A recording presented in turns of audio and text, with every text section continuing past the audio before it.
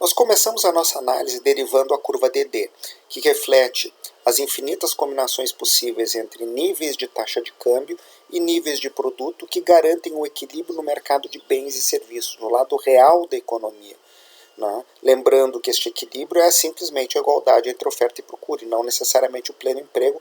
O pleno emprego é uma combinação dentre as várias. A curva A também revela todas as combinações possíveis entre os níveis de taxa de câmbio e os níveis de produto, capazes, cada combinação particular é capaz de garantir o equilíbrio no mercado monetário e no mercado cambial simultaneamente.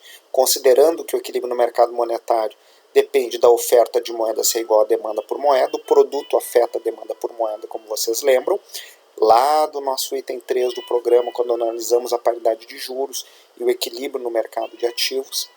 E, no caso do mercado cambial, o equilíbrio é dado pela condição de paridade de juros. O mercado estará em equilíbrio quando os investidores igualarem as taxas de retorno de ativos de risco idêntico domésticos e internacionais. Isso ocorre quando a taxa de juros doméstica se igualar à externa mais a variação esperada da taxa de câmbio. Então, o nível de produto entra aí afetando a demanda por moeda e o equilíbrio no mercado monetário, e a taxa de câmbio é uma variável central para garantir o equilíbrio no mercado cambial.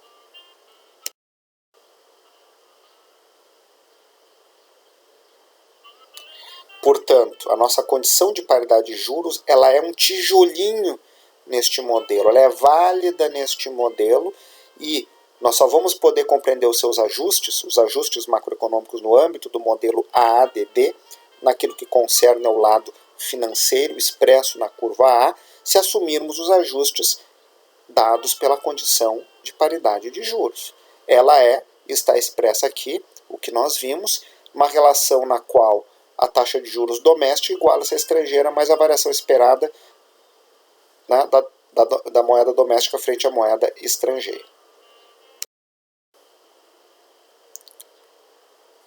O mercado monetário, por sua vez, estará em equilíbrio quando a oferta real de moeda se igualar à demanda real por moeda. Demanda real por moeda depende diretamente do nível de atividade, da renda real, Y, e inversamente de um parâmetro comportamental, capturado aqui pela taxa de juros agregada do sistema, que revela a disposição dos agentes manterem posições em moeda doméstica, um ativo que não rende juros, ou em títulos que rendem juros. Essa relação é inversa em termos da relação frente à demanda por moeda. Se sobe a taxa de juros, aumenta a demanda por títulos que rendem juros e, portanto, cai a demanda por moeda, tudo ou mais constante. Tudo isso nós vimos lá no item 3 do nosso programa, né? Então, agora temos que resgatar esse conhecimento, porque o que nós vimos naqueles modelos, né, estes modelos são parte integrante, parte da análise que está por detrás dos ajustes do modelo AADDXX.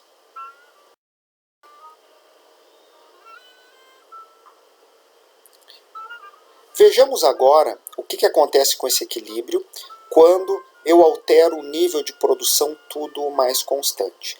Lembrem, a curva DD, eu estou olhando um plano analítico que tem a taxa de câmbio e o nível de produto. E ali nós vimos que quanto maior a taxa de câmbio, maior o produto de equilíbrio, que equilibra o lado real. Né? Vimos isso, por isso que a curva DD é positivamente inclinada. O que acontece na curva A? Aqui é o nosso equilíbrio financeiro, que na parte superior eu tenho a condição de paridade de juros, na parte inferior o equilíbrio no mercado monetário. Se há aumentos no nível da renda real, por exemplo, de Y1 para Y2, isso implica tudo ou mais constante. A pergunta de forma mais precisa é: qual é o efeito sobre o equilíbrio financeiro de um aumento da produção? Ceteris paribus, tudo mais constante. Quando há o aumento da renda de Y2 para Y1, aumenta a demanda por moeda. Se não houver um aumento da oferta por moeda, o ajuste é um aumento da taxa de juros real. R2 maior do que R1. Se eu não altero a taxa de juros lá fora, R estrela, nem a expectativa sobre o comportamento da taxa de câmbio futuro é esperado, né? O que vai acontecer? Nossa curva de paridade segue idêntica. Aquele nível de taxa de câmbio original, E1, não é mais um nível de equilíbrio, porque agora os investidores domésticos recebem uma taxa de juros maior do que seria a taxa de juros equivalente em moeda doméstica de uma aplicação em moeda estrangeira. Com isso, investidores não residentes vão trazer recursos, moeda estrangeira, para dentro da minha economia para trocar moeda estrangeira por moeda nacional e aplicar a taxa de juros que agora se tornou maior. Então a oferta de moeda estrangeira sobe e o preço da moeda estrangeira cai, E2 será menor do que E1. Se eu aumentasse o produto para Y3, eu teria uma taxa de juros R3 e uma taxa de câmbios de equilíbrio resultante E3 menor do que E2, menor do que E1. Se eu for para Y4, mais uma vez, R4 maior do que R3, que R2, que R1, e E4 menor do que E3, E2, E1, assim sucessivamente. Sempre lembrando que esses aumentos de produtos estão presos ao exercício de estática comparativa e a nossa cláusula ceteris paribus é este aumento tudo ou mais constante. O que emerge daqui? Uma relação inversa. No plano do equilíbrio financeiro, que é o equilíbrio no mercado monetário e o equilíbrio no mercado cambial, quanto maior o nível de produto, tudo mais constante, menor será a taxa de câmbio de equilíbrio do sistema, capaz de equilibrar o lado financeiro, paridade de juros, e o lado monetário. Portanto, a curva A que nós vamos estar derivando vai ter uma declividade negativa. Níveis de produto mais elevados estarão associados a taxas de juros maiores, que não vão estar aparecendo naquele plano bidimensional câmbio-produto, mas na medida que sobe a taxa de juros, a taxa de câmbio de equilíbrio por paridade de juros cai. Lembrando, equilíbrio de curto prazo, tudo mais no modelo constante. Pois bem, aqui está a nossa curva A.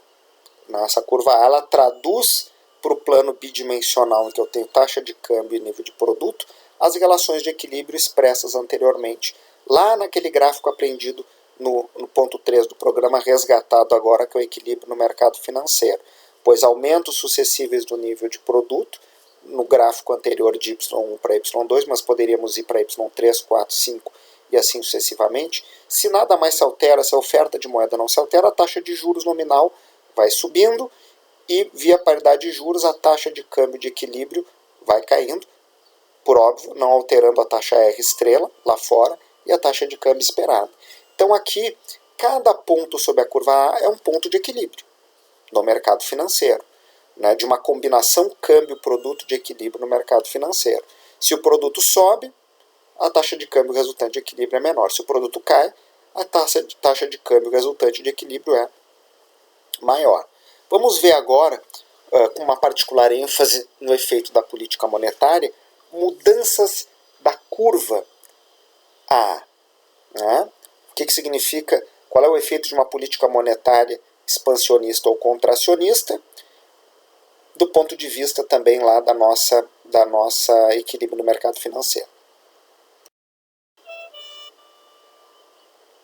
Quais fatores deslocam a curva A? Mudanças na oferta monetária, nos níveis de tudo aquilo que era considerado dado. Mudanças na oferta monetária, nos níveis de preço doméstico, na taxa de câmbio futuro esperado, na taxa de juros estrangeira, né? Mudanças na estrutura, né, de preferências dos consumidores e investidores entre manter ativos denominados em moeda doméstica e moeda estrangeira, um aumento da preferência, né, por manter ativos em moeda doméstica, ativos monetários, moeda, né, isso afeta o comportamento. Vamos lançar um foco num primeiro momento em mudanças na oferta monetária para que vocês entendam os mecanismos de alteração no equilíbrio deste mercado particular, o mercado financeiro, com seus dois segmentos, mercado monetário e mercado cambial, e o efeito em termos de deslocamento da curva A.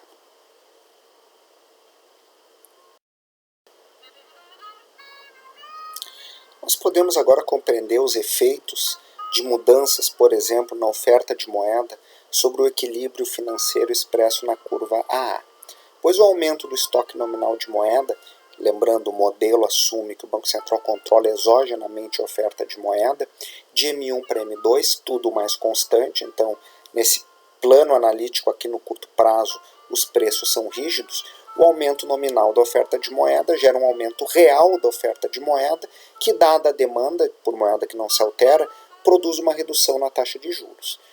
Neste curto prazo, e assumindo que este é um aumento temporário da oferta de moeda, não há alterações na expectativa sobre o comportamento futuro da taxa de câmbio e nem tampouco sobre a taxa de juros lá fora. A taxa de juros menor produz um nível mais elevado de taxa de câmbio E2. Voltando para o plano analítico, onde está a curva DD, o que nós teremos? Nós teremos que, para um mesmo nível de produto, ou para quaisquer níveis de produto, uma política monetária expansionista vai gerar uma taxa de câmbio superior. Isso implica um deslocamento da curva A para a direita e para cima. Toda e qualquer política monetária expansionista desloca a curva A para a direita e para cima por este mecanismo que nós estamos olhando aqui. Por sua vez, uma contração da política monetária, ao aumentar a taxa de juros, reduzirá a taxa de câmbio, né, do nível inicial para o nível final menor, que, sendo um fenômeno de curto prazo e tudo o mais constante, considerando temporária essa política monetária, vai gerar uma apreciação cambial. Então, para o mesmo nível de produto, a taxa de câmbio de equilíbrio ficaria menor e toda a curva se deslocaria para baixo, porque esse fenômeno aconteceria para quaisquer níveis de produto. Se eu estou fazendo uma política contracionista, contrai-se toda a curva, a A para a esquerda e para baixo, a política monetária expansionista, a curva A se desloca para a direita e para cima.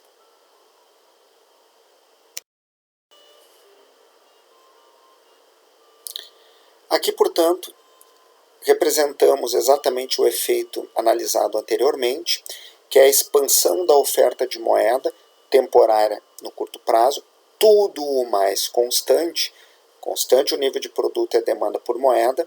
Essa expansão reduz a taxa de juros e, via condição de paridade de juros, eleva a nossa taxa de câmbio para E2. Isso implica um deslocamento para a direita e para cima da nossa curva A. Desloca-se toda a curva. Os deslocamentos ao longo da curva são combinações de câmbio e produto, cada combinação particular, capaz de garantir que o mercado monetário esteja em equilíbrio, oferta de moeda igual a demanda por moeda, e o mercado cambial, condição de paridade de juros, taxa de juros doméstica igual à externa, mais a variação esperada da moeda doméstica frente à moeda estrangeira. Por sua vez, mudanças nessas condições deslocam toda a curva. Neste caso, uma política monetária expansionista desloca a curva para a direita e para cima, uma política monetária contracionista faria o contrário. Assumindo que a política monetária expansionista é o controle exógeno do Banco Central sobre a oferta de moeda. O Banco Central amplia ou contrai a oferta de moeda. Esta é a hipótese do modelo.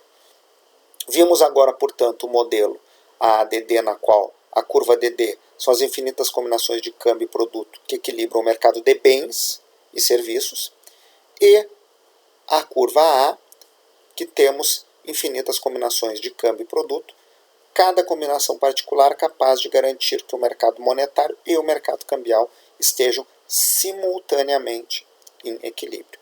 Vamos juntar isso e discutir as implicações em termos de ajustes macroeconômicos no curto e no longo prazo na sequência.